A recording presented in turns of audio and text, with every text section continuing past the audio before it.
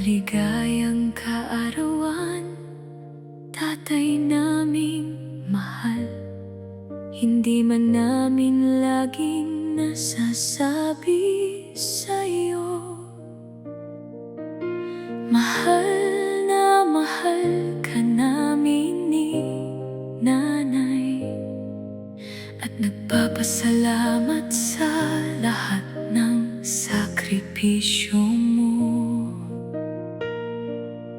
Kahit hindi man ako laging nasa inyong tabi, narito lang ako, handang sumuporta palagi.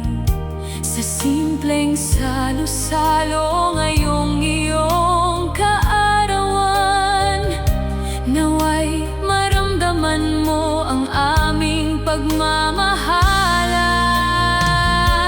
Mahal ka namin, tatay, huwag mong kalilimutan.